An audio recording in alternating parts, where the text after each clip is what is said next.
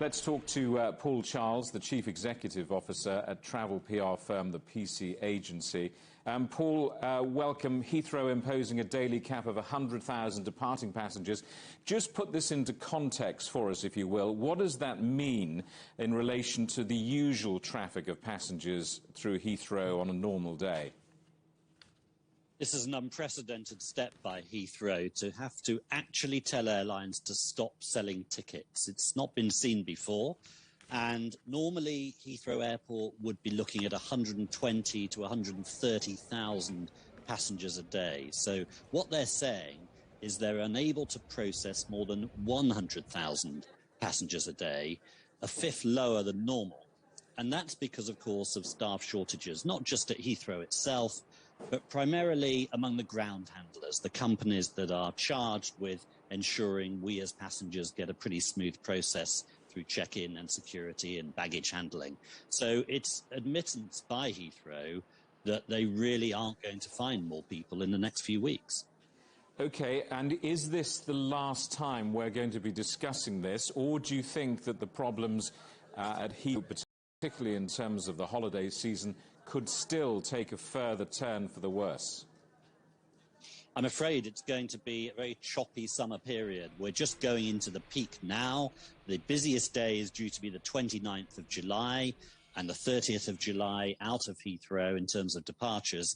And I'm afraid that consumers are going to have to put up with pretty lengthy queues, even with that cap of 100,000 passengers a day.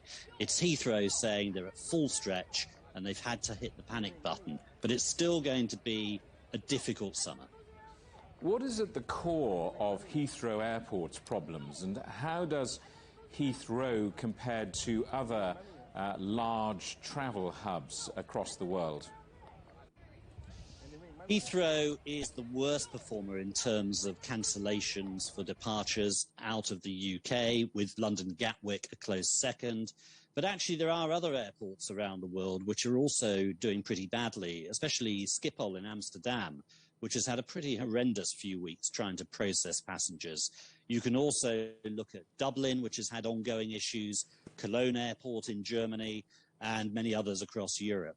And this is all because, of course, they've had a shortage of people to work back in the aviation industry post-pandemic, but also because workers have been calling in sick at short notice due to continuing COVID. So all of these issues have combined to mean that the gaps have not been filled in terms of the number of workers at our airports. And that's why consumers have found flights cancelled at the last minute. And I'm afraid they will continue to see some flights cancelled. The vast majority are going, the vast majority are scheduled as planned and are taking off. But about 3 to 4% of flights are not. And if you're caught up in that, it's extremely painful financially as well as emotionally.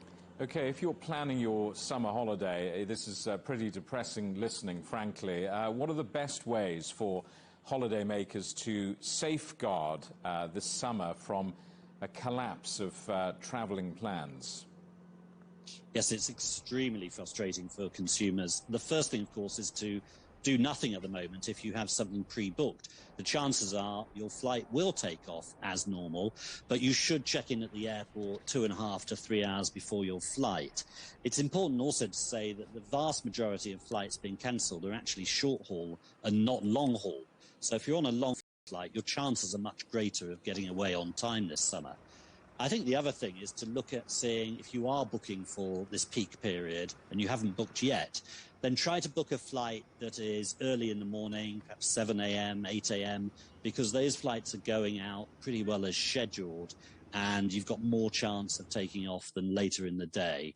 So ideally, you'd also choose to travel from a regional UK airport and a regional airport in Europe, because they've been seeing fewer cancellations than the big hubs such as Heathrow, Gatwick.